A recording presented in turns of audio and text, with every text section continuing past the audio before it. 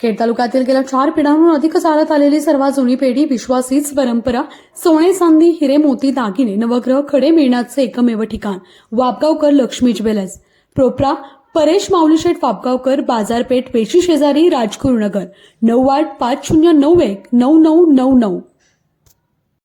ही संकट ओळखून त्यावेळेला सी.पी. जोशी म्हणून नितीन गडकरीच्या खात्याचे मंत्री होते.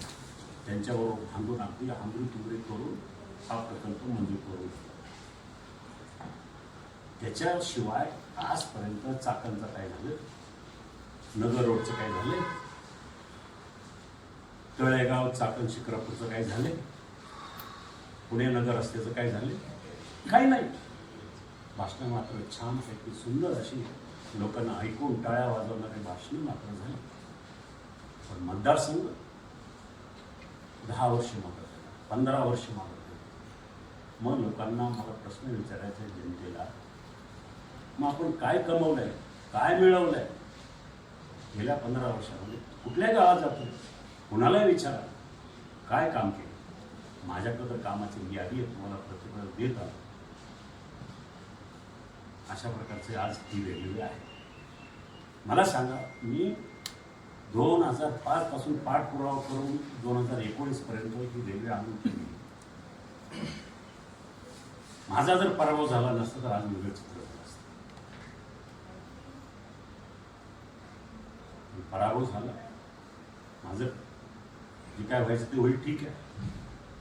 परंतु मतदारसंघाचं नुकसान झालं ही माझ्या दृष्टीने अतिशय वाईट घटना आहे.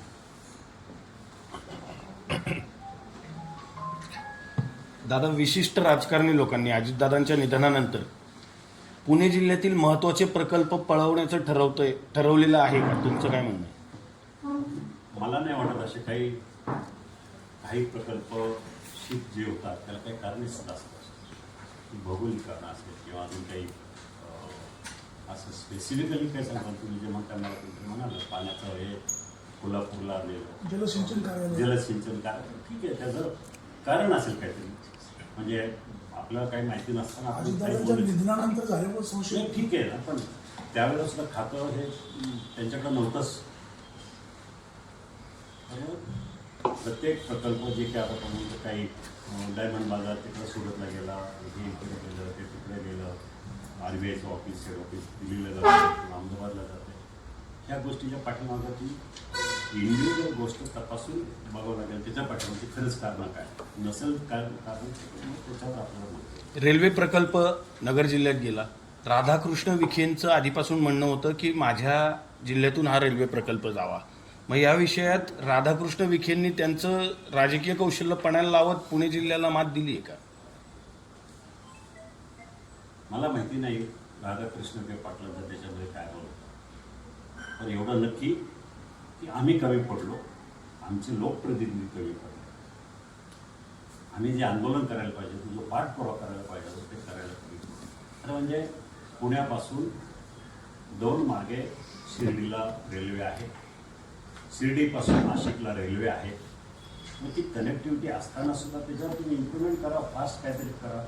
ही तर गरजेच होती ना. इथं शेतकऱ्यांच्या शेतीमालाचा विषय आहे. तर छत्रपती शिवरायांची जन्मभूमी असलेला परिसर आहे, 12 मावळ प्रांतातला हा परिसर आहे. याच्यावर तुम्ही अन्याय करता. गेल्या काही काळापासून आत्ताचे खासदार शिरूर लोकसभेचे दिसतच नाहीयेत. तुम्ही माजी खासदार म्हणून काय म्हणाल?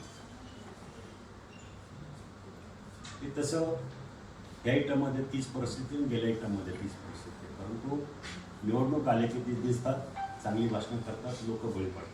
आणि एवढं होऊनही चाकणची जी परिस्थिती आहे, ट्रॉफिक अजूनही होती आहे, काय सांगाल त्यावर?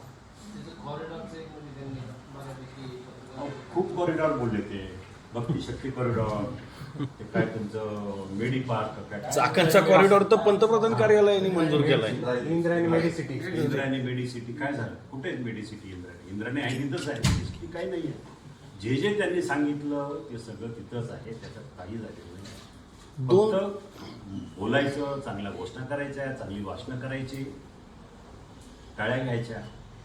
पण लोकांचं काय होतं याचा कधी विचारच केला नाही ना.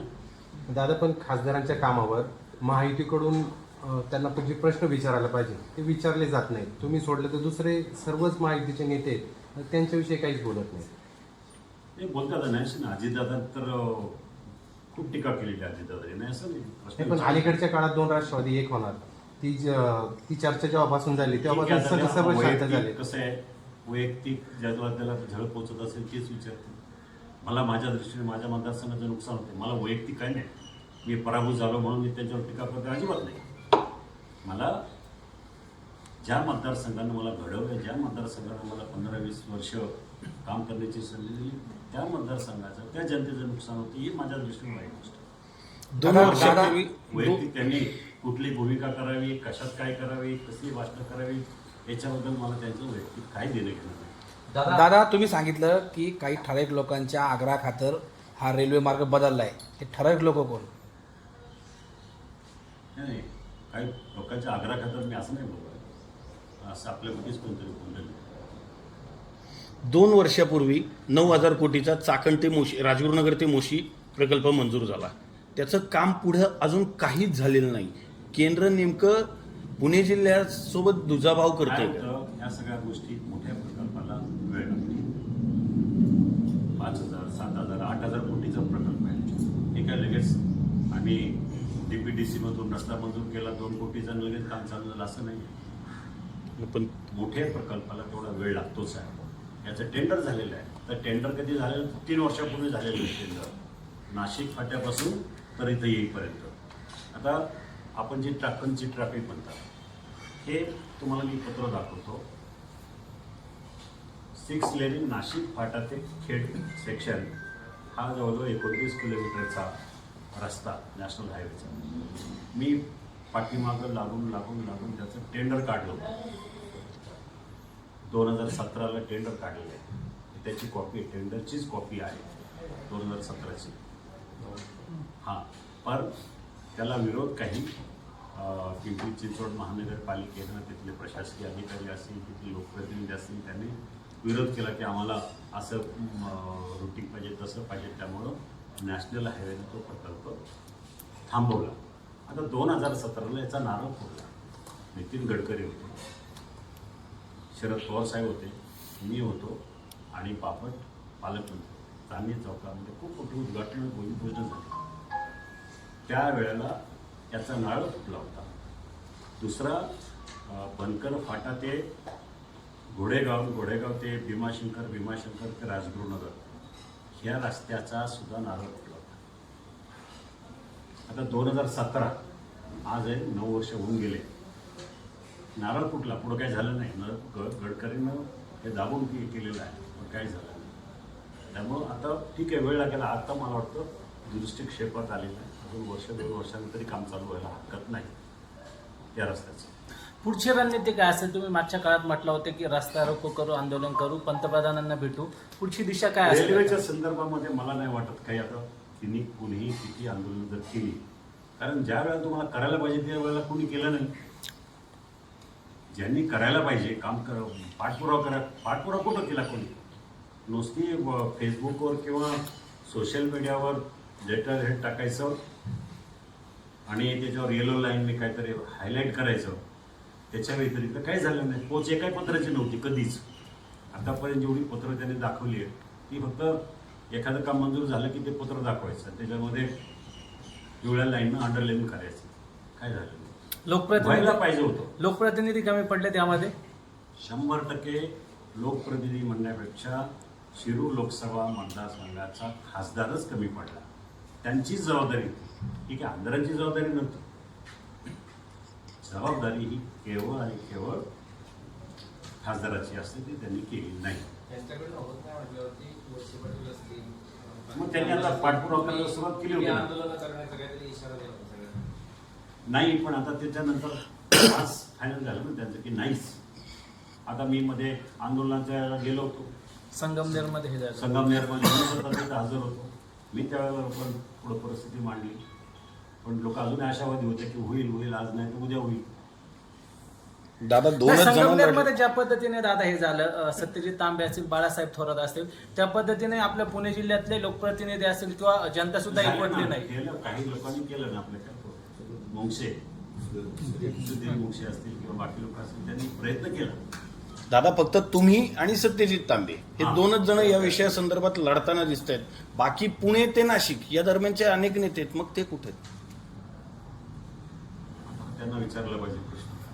पण त्यांनाही या गोष्टीचं महत्व आहे. पण कसं आहे, मुळात नाशिकचा खासदार होता हेमंत गोडसे, नाशिकचे खासदार होते भाऊसाहेब वागचौरे, या सगळ्यांना मी बरोबर घेतलं होतं. प्रत्येक मिटिंगला हेमंत गोडसेला बरोबर घेऊन जायचं किंवा यांना घेऊन जायचं. ते मार्केट कमिटीचं काय देवीदास देवीदास त्यांच्या या सगळ्यांना बरोबर मी घेऊन जात होतो. आता विमानतळाचं मला सांगा, किती लोकांनी माझ्यावर टीका केली, मग का नाही झाला? तुम्हाला तुमचा आवडीचा खासदार मिळाला, त्यावेळेला सगळ्यांनी टीका केली, अगदी शरदचंद्र पवारापासून सगळ्यांनी. मग तुम्ही तुमचा आमदार माझ्या विरोधात अशी भाषा करून निवडून आणला, मग विमानतळाचं काय झालं? काही नाही केलं.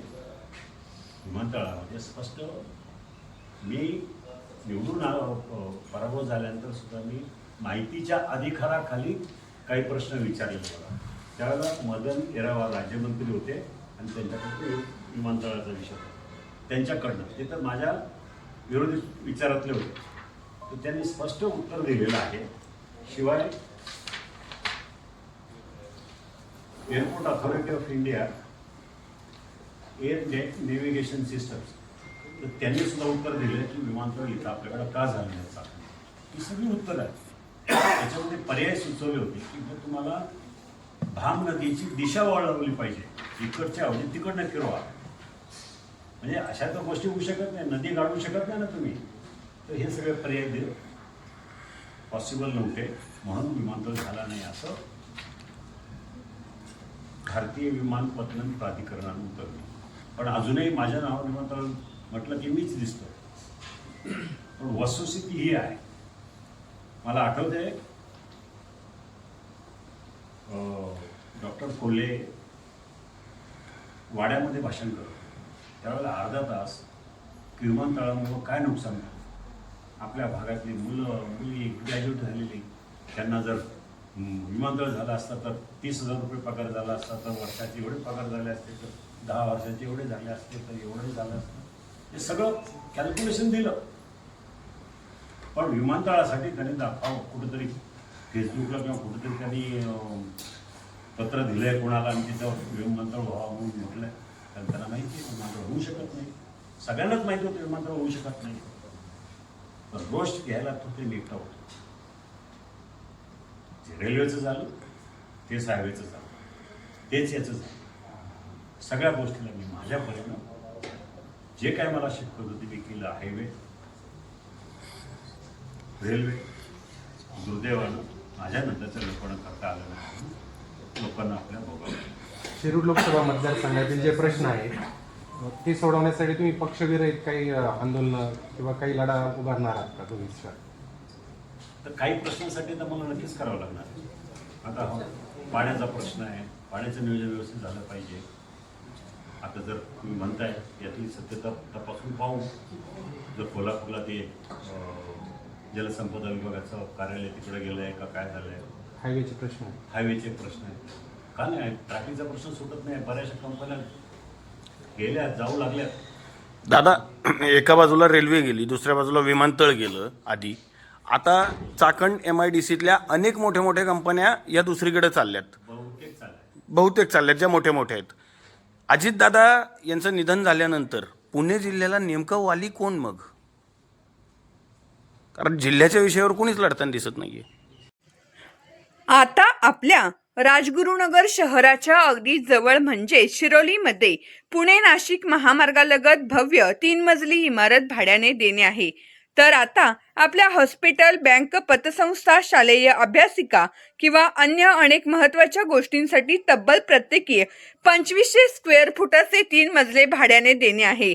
तर आजच संपर्क करा वस्ताद मुन्नाभाई शेख, 942322 8007 89 75 62 21 83.